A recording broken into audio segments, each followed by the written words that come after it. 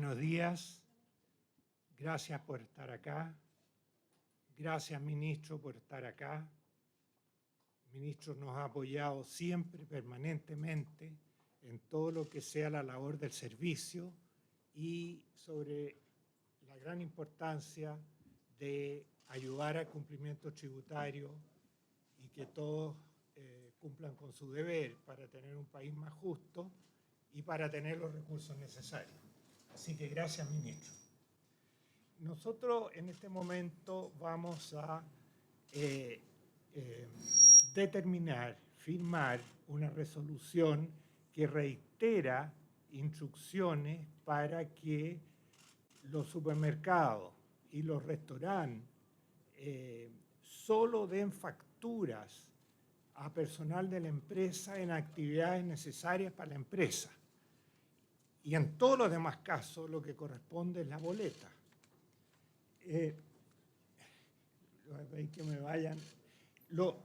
El objetivo entonces es combatir la evasión tributaria. Lo que estamos determinando en este momento va a regir a partir del 1 de marzo. Los supermercados y restaurantes deberán emitir boletas de venta y servicio para todas las transacciones realizadas con consumidores finales. En el caso de los supermercados, la emisión de facturas se realizará cuando los bienes comprados estén directamente relacionados con el giro o actividad económica del comprador. No puede ser que la gente va a un carro de supermercado, mete cualquier cosa para la casa y después lo pasa como por la empresa. Eso es un fraude. El caso de compras de bienes para fines personales corresponde una boleta. El supermercado que tenga más de 10 cajas, solo el 10% podrá ser donde se puede comprar con factura. O sea, no pueden preguntar en cualquier caja, boleto o factura, solamente en la caja que es para la factura. Y solo un 10% de las cajas, estoy hablando de supermercados grandes. Obviamente, si hay menos cajas, habrá una sola que se ofrezca factura. En el caso de supermercados que vendan productos para comercios minoristas, ahí sí que este límite no se aplica, porque ahí la gran mayoría necesita facturas porque son comerciantes que venden a su vez mercaderías al público final. En el caso de los restaurantes, la emisión de facturas solo se realizará cuando el consumo esté relacionado con el giro o actividad económica del cliente. En caso de consumo personal o familiar, debe emitirse una boleta. O sea, no puede ser que uno va a un restaurante caro y ve una familia con puros niños chicos y después piden factura. Eso es un fraude. Y eso es responsable el que pide la factura y es responsable el restaurante que sabe que no es un gasto necesario para producir la renta e igual pregunta boleto o factura. Para emitir una factura, la persona que pague la cuenta deberá presentar su e-RUT e indicar el motivo del consumo. El e-RUT se está usando con mucho éxito hace bastante tiempo. Es una aplicación que las empresas pueden bajar, que certifica que es de la empresa y a través del e-RUT se dice qué personas están autorizadas para comprar bienes necesarios para la empresa. No puede ser que cualquiera llegue y compra con cargo a la empresa. Tiene que mostrar el e-RUT y en el e-RUT aparece quién es la persona autorizada y además el supermercado o el restaurante tiene que pedir la cédula de identidad para ver que es la persona autorizada para comprar los bienes o servicios, en este caso bienes, a nombre de la empresa. Además, por ejemplo, un almuerzo de negocio, eso puede ser, sí, eso es normal, pero solo eso. No otros almuerzos que no tienen nada que ver con el negocio, no son necesarios, que la gente lo hace por fraude, por no pagar el IVA. Al momento de emitir una factura, el personal a cargo debe pedir la presentación del e-RUT, donde está el usuario autorizado, como decíamos, verificar la identidad del portador del e-RUT, mirando la cédula de identidad, mirándola. No, dígame su RUT, eso no está bien. Tiene que pedir el RUT y mirarlo. porque si no la gente dice el RUT de otra persona. Registrar en la factura el número del RUT del portador autorizado por el IRRUT que efectúa la compra y en el detalle de la factura indicar el destino de la compra para que después Impuesto Interno pueda fiscalizar. Esta resolución incluye un modelo de protocolo de cumplimiento de buenas prácticas y en los supermercados y restaurantes debería estar claro en la caja que no se aceptarán facturas que no correspondan a las reglamentaciones legales vigentes. Esto tendrá sanciones, porque el que no cumple tiene que tener sanciones. El restaurante o supermercado que incumpla las obligaciones tendrá una multa del 50 al 500% del monto de la operación, con un mínimo de 2 UTM, o sea, 130.000 pesos, y un máximo de 40 UTA, o sea, puede ser una multa de hasta 32 millones de pesos. Clausura hasta 20 días del establecimiento sucursal donde se cometió la infracción. Entonces, si ustedes después de marzo empiezan a ver que un restaurante está cerrado y que dice por impuesto interno, ustedes van a saber que se debe a que dio una factura que no correspondía. Lo mismo si un supermercado, no se va a cerrar toda la cadena, pero sí ese supermercado se va a cerrar. El comprador que no exija la emisión de la documentación tributaria que corresponda podrá ser sancionado con una multa de hasta 20 UTM, o sea, 16 millones. Esas son las medidas que estamos anunciando en este momento a partir del 1 de marzo. Ministro. Bueno, muy bien. Muy buenos días. Buenos días al director del Servicio de Impuestos Internos, a los funcionarios que están aquí presentes en esta oficina. Yo creo que todos acá y todos los que nos vean por la televisión, nos ha tocado, ¿cierto?, la pregunta típica del supermercado en la caja, boleta o factura. Muchas veces también nos ha tocado en un restaurante o en una bomba de bencina. Esta es una pregunta que creo yo que indigna a la gran mayoría de la gente que va a hacer sus compras habituales, que paga sus impuestos, pero que al mismo tiempo ve que hay otros que efectúan compras que son evidentemente para consumo doméstico y sin embargo piden factura.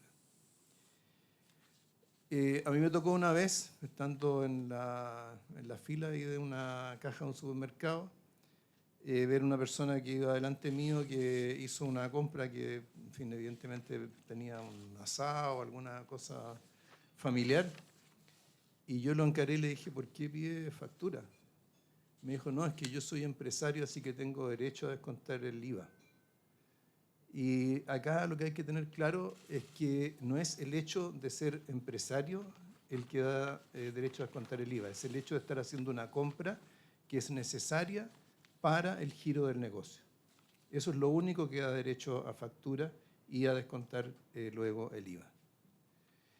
Por lo tanto, esta circular a la que se refiere el director es muy importante para recordar que ese es el sentido de la factura en las compras en supermercados o en restaurantes. Y que por lo tanto cualquier otro uso involucra evasión de impuestos. Y en la medida que es evasión de impuestos, se hace eventualmente merecedor de una multa, una infracción, una sanción. Por lo tanto, de lo que estamos hablando acá es del fin de la pregunta boleta o factura en las cajas de los restaurantes o en los supermercados.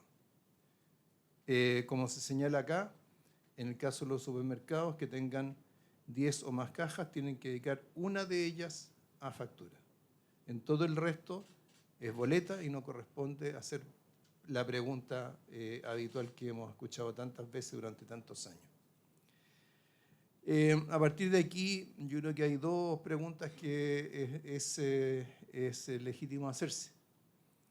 Una, es decir, bueno, ¿por qué tiene que estar preocupado el supermercado de controlar, ¿cierto?, si la compra que se está haciendo con factura es legítima o no? Y yo creo que aquí tenemos que tener claro que las obligaciones tributarias son para todos los que participan de una transacción, para el que compra y para el que vende. Y que en la medida de que todos nos preocupemos de que se cumplan con las obligaciones tributarias, eso beneficia al país en su conjunto.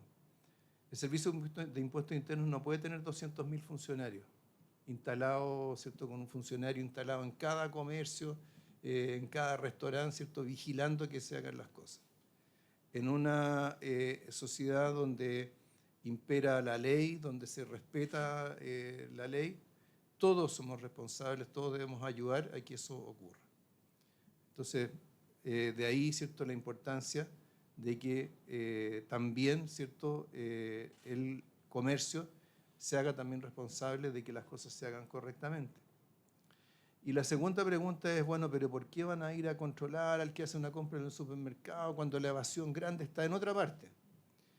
Bueno, yo diría por dos razones. Primero, porque la moral tributaria es una cuestión que nos compete como sociedad, no es solamente para los grandes contribuyentes, es para todos los contribuyentes. Y en segundo lugar, porque cuando hay evasión a pequeña escala, pero se multiplica por muchas veces, la evasión igual es grande. Entonces, esto significa que el cumplimiento de las obligaciones tributarias son en todos los niveles, tiene que darse en todos los niveles. Y esto, creo que el ponerle término a esta pregunta de boletas factura es una señal bien importante en ese sentido, y felicitamos a Impuestos Internos por establecer estas normas, recordar a los comercios las responsabilidades que tienen. Le está dando todavía un margen para adaptarse, para prepararse, como en el caso, ¿cierto?, de establecer una caja separada para la factura. Pero a partir de aquí, ¿cierto?, este tema que ha sido parte de nuestra vida cotidiana durante tanto tiempo se termina, y lo que corresponde es que cada uno, ¿cierto?, cumplamos con las obligaciones tributarias que nos corresponden y nos preocupemos también porque en nuestro entorno eso también ocurre. Gracias, ministro. Yo voy a entonces proceder a firmar la resolución y va a estar en la tarde disponible en los medios electrónicos.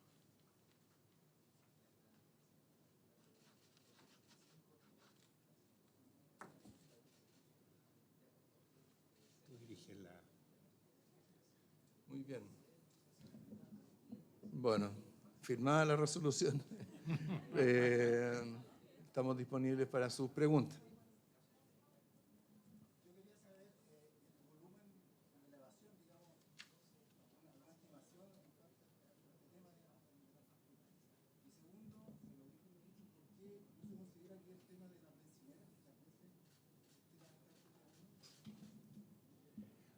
Bueno, el IVA, yo no le puedo decir exactamente cuánto se va en los restaurantes, porque justamente no había control, y por eso que estamos dando estas instrucciones para que se controle.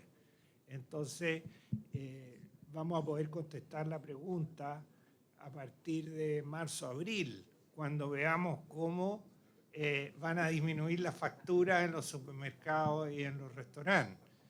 En cuanto a las bencineras, es lo mismo, porque si la gente anda en un viaje particular o anda de vacaciones y está pidiendo factura a nombre de la empresa, eso también está mal. Está mal que la persona la pida, la factura, y está muy mal que la bencinera llegue y le entregue.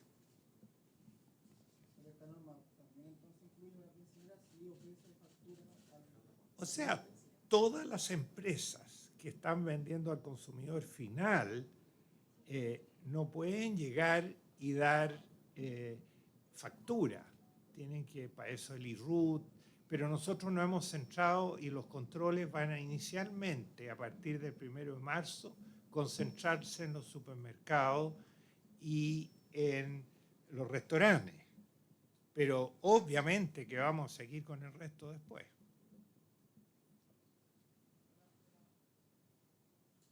Una pregunta. ¿Cómo se va a fiscalizar? Si va a haber un plan específico para ir quizá primero a grandes supermercados o a restaurantes de algún sector en particular. Si nos puede especificar un poco cómo va a ser el proceso de fiscalización.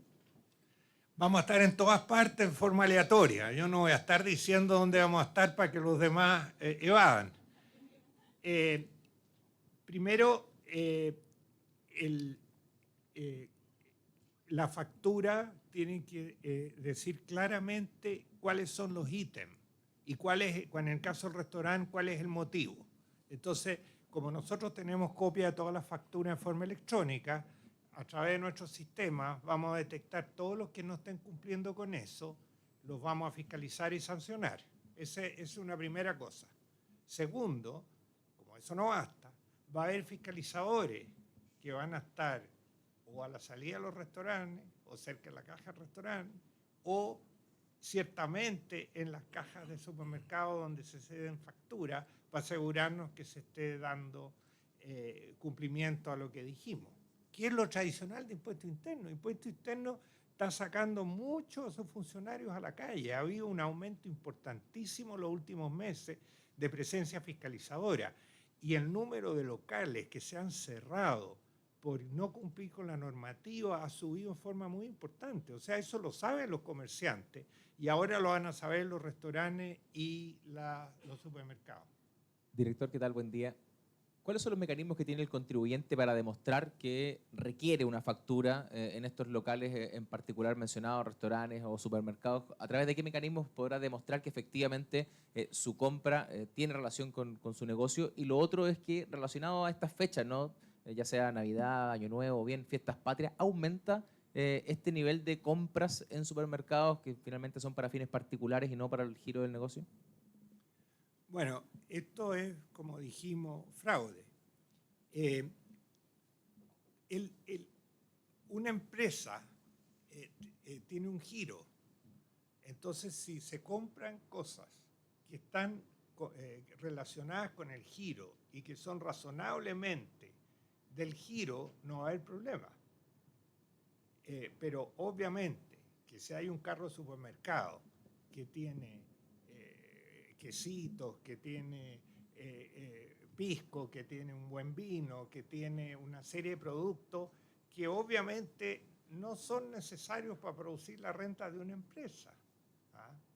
En cambio, si va alguien y compra, qué sé yo, una cantidad muy grande de líquido para limpiar los pisos, porque en la empresa efectivamente hay que limpiar los pisos, bueno, eso es necesario para producir la renta.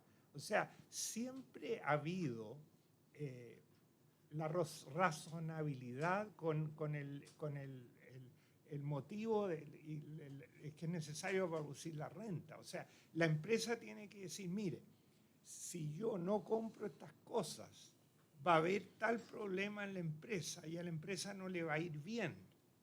Entonces, es la empresa la que tiene que explicar por qué. Y si es razonable, no va a tener problema con impuesto interno. El impuesto interno lleva años viendo eso. Lo que pasa es que estamos viendo que se están usando otros productos que no tienen nada que ver con producir la renta de la empresa. Pero eso siempre ha sido así. Pero ahora va a haber una fiscalización muy estricta.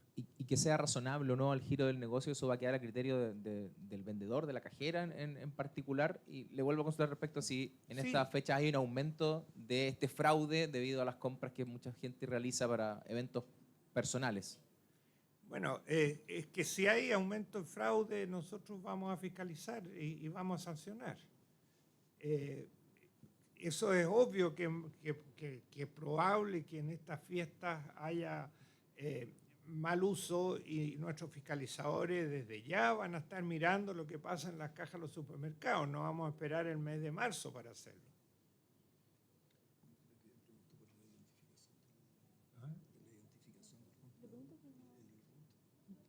El IRRUT es una aplicación que se puede bajar a cualquier celular y que la persona de la empresa, la autorizada, es la que saca el IRRUT.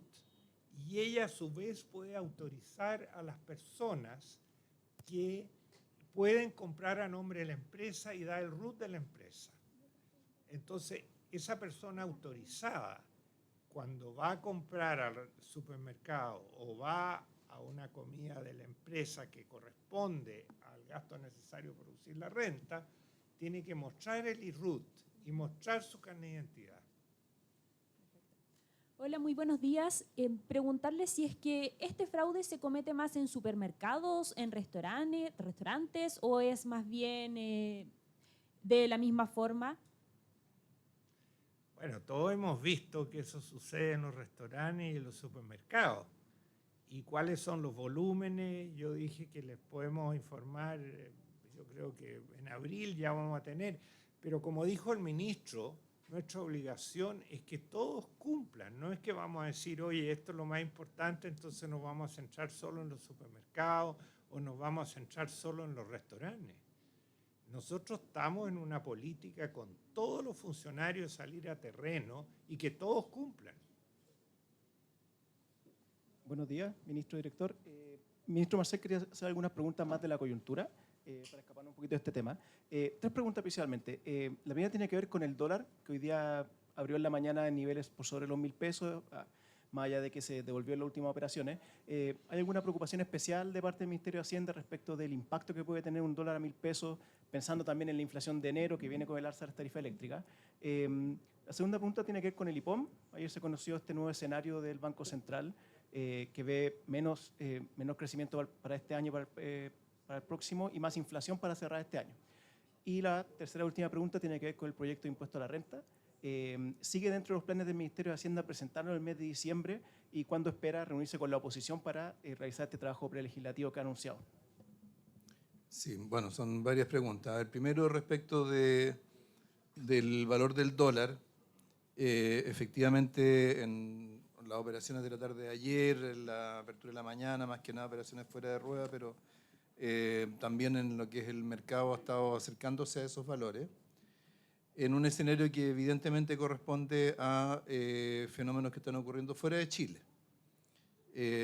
Ya tuvimos una presión a la alza del dólar a nivel global, luego del resultado de las elecciones en Estados Unidos, y ahora ha habido un ajuste más significativo aún a partir de la comunicación de la Reserva Federal respecto de la trayectoria futura de su política monetaria, reduciéndose, donde pese a haber reducido en 25 puntos base la tasa de fondos federales, anticipa para el año próximo un menor número de bajas que la que estaba prevista y las que esperaba el mercado. Entonces, primero, yo creo que hay que ser claro, estos movimientos del dólar obedecen fundamentalmente a causas externas. En segundo lugar, por tratarse de causas externas, como se ha mostrado muchas veces en los análisis del Banco Central, el traspaso del aumento del dólar a precios domésticos es más débil cuando esa depreciación cambiaria corresponde a causas externas a que cuando corresponde a causas internas.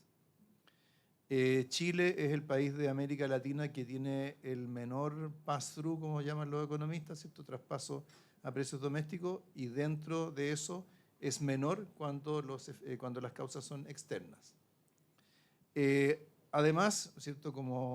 Para ligarlo a lo que usted señalaba, a la referencia que hacía el IPOM, además, ¿cierto? Esto tiene lugar en un momento en que la demanda interna está teniendo un comportamiento más débil de lo que estaba previsto originalmente. Por lo tanto, no hay presiones del lado de la demanda, ¿cierto?, que intensificaran el efecto del aumento del dólar.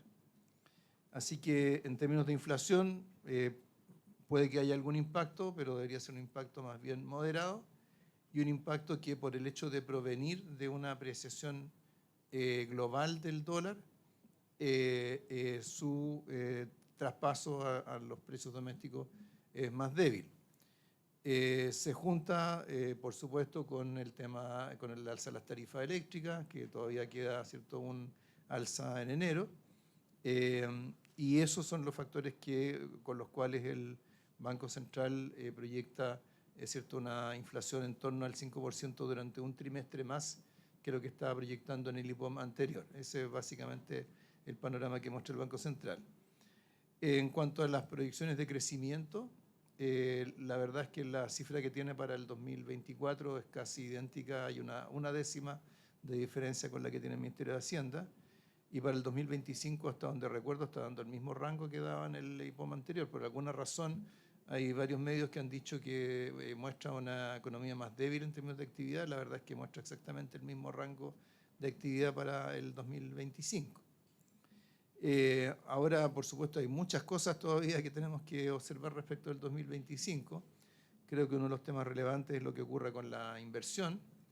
Tenemos un volumen importante de proyectos de inversión para materializarse durante el próximo año.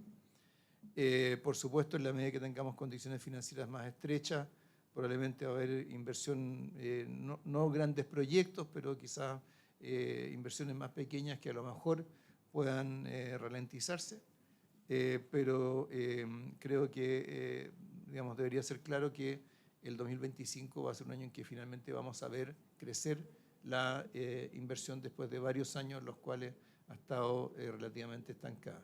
¿Y había alguna otra pregunta que me hacía? Impuesto a la renta, sí. Estamos continuando con nuestra ronda de consulta. Ayer justamente estuvimos tratando de coordinar una reunión con la oposición que quedó para la semana después de Navidad. Con eso probablemente no alcanzamos a ingresar el proyecto dentro de diciembre, pero si no es dentro de diciembre será en enero. Y un tema que creo que es importante mencionar respecto del valor del dólar es que en general todos los coeficientes que se calculan en los cuales hay algún componente de moneda extranjera van a cambiar por el hecho de que cambia el valor del dólar, no porque esté cambiando ninguna otra cosa fundamental. Uno de esos coeficientes es la relación deuda-producto. Como hay una fracción de la deuda que es en moneda extranjera, eso, ¿cierto?, en la medida que el dólar sube, ese coeficiente va a subir, pero no es porque esté habiendo un cambio en las políticas de endeudamiento, la política de financiamiento o la política fiscal. Buen día, director. Buen día, ministro. Ministro, consultarle respecto a los dichos de la CPC que planteó esta mañana que para dar garantías al debate previsional se podría conversar sobre elevar los quórum, o sea, dar alguna garantía de que finalmente el 0,5% tenga un fin definido y que esto no sea un punto de partida en dirección desconocida. ¿Podría ser la vía de los quórum quizás una forma de avanzar en los acuerdos? A ver, actualmente todos los temas previsionales en materia legislativa tienen quórum calificado, ya tienen un quórum superior a otra legislación. Y cualquier cambio de quórum requeriría una modificación constitucional, porque es la Constitución la que define los quórum de las leyes, no son las propias leyes que se modifican horizontalmente, ¿cierto?, respecto a los quórum. Yo creo que si ha sido tan compleja la discusión de esta reforma previsional, se ha tomado tantos años, la idea de que de repente va a venir alguien así de una plumada, va a subir las tasas de cotización o va a hacer todo tipo de cambios en pensiones, yo creo que no corresponde a la realidad que observamos. Creo que es un exceso, probablemente me parece un exceso de celo. Yo creo que lo que tenemos que tener claro es que las reformas previsionales se hacen con perspectivas de largo plazo. El hecho de que hayamos tenido varios proyectos sucesivos, lo que revela es que los proyectos fueron fracasando, no que tuviéramos muchas reformas de pensiones, y por lo tanto la reforma que hay ahora va a ser una reforma que va a ser para durar por muchos años. Así que yo creo que hay que tener claro que así es como funciona la legislación previsional, y que la cual además ya está resguardada por un quórum superior y además por ser materia de iniciativa exclusiva del presidente de la República, cuestión que a veces los parlamentarios no recuerdan o han usado subterfugios, ¿cierto?, para modificar esas normas. Yo me preocuparía mucho más de ese tema que de los quórum cuando se legisla correctamente.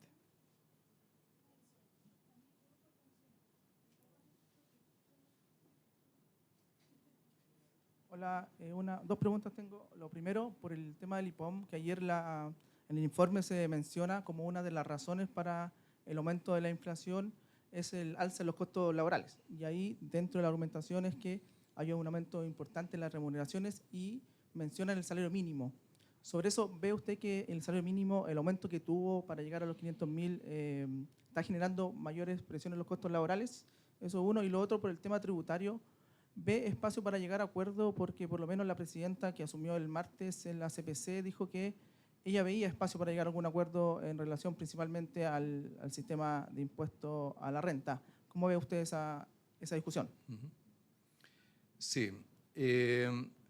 A ver, respecto al tema de los costos laborales, como sabemos, como lo muestran los indicadores de remuneraciones, las remuneraciones reales han estado subiendo por bastante más de un año.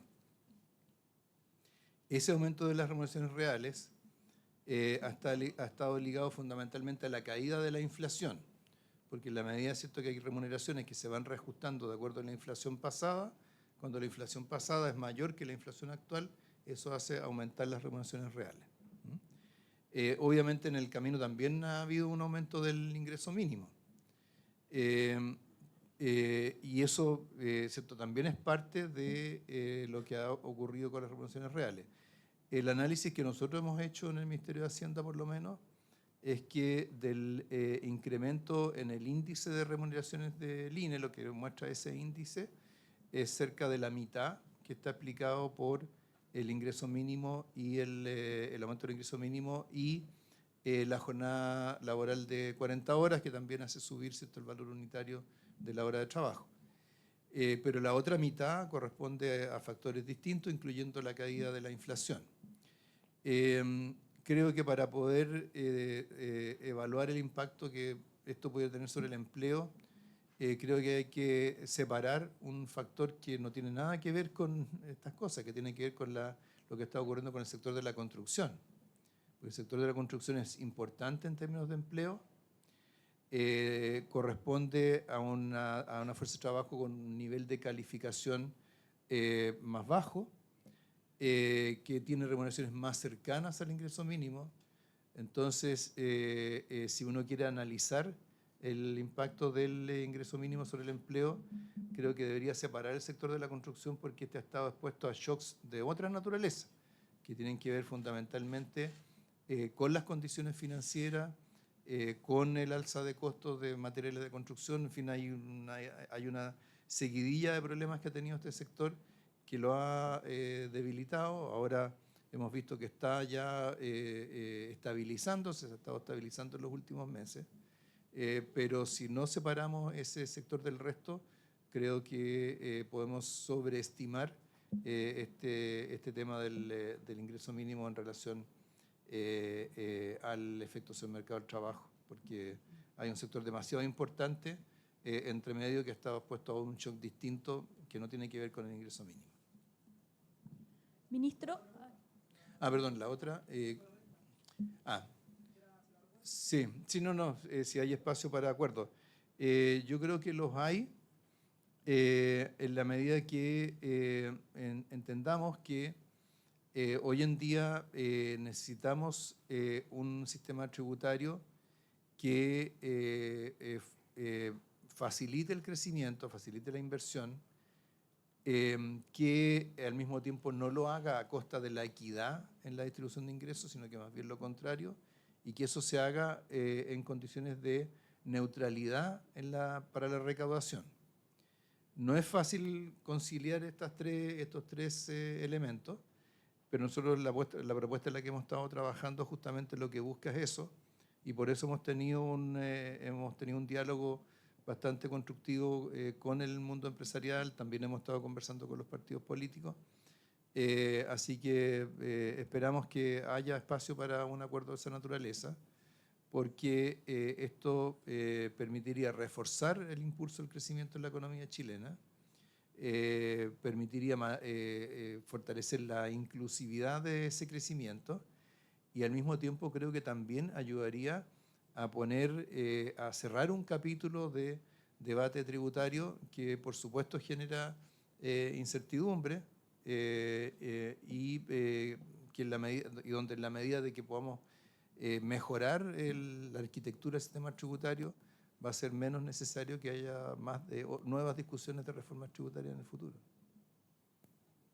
Ministro, volviendo a pensiones, hay polémica por la convocatoria del Frente Amplio a movilización y volanteo masivo por la reforma previsional que va a comenzar durante esta tarde. ¿Usted qué le parece esta iniciativa del Frente Amplio? Mire, a mí me llama la atención esta pregunta porque la he escuchado tantas veces en las últimas 48 horas y no recuerdo que haya habido esta pregunta cuando estaba la campaña Con mi plata no.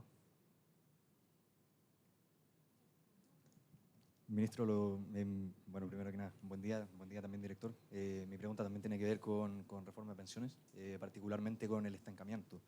Me gustaría consultarle por acciones concretas que usted sugeriría para superar este obstáculo, porque en su momento desde el Ejecutivo se dijo que podía aumentarse quizá el número de sesiones.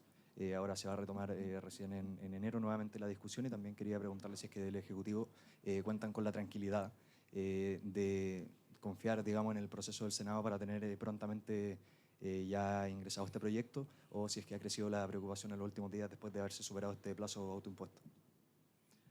Sí, no, yo no, estancamiento no veo. Y de hecho ayer se trató este tema en la Comisión de Trabajo del Senado. Señaló el presidente de la comisión que ya desde la vuelta del receso de fin de año ya se empezaría a funcionar con varias sesiones a la semana, en lugar de una sesión como lo hemos hecho hasta ahora, y eso va a tener que seguir durante todo lo que reste del mes de enero. Así que la intensidad del trabajo parlamentario va a aumentar significativamente, lo cual es señal de que estamos en la recta final, pues igual que cuando uno está en una carrera y ve que ya se ve cerca la meta, por supuesto se acelera el paso.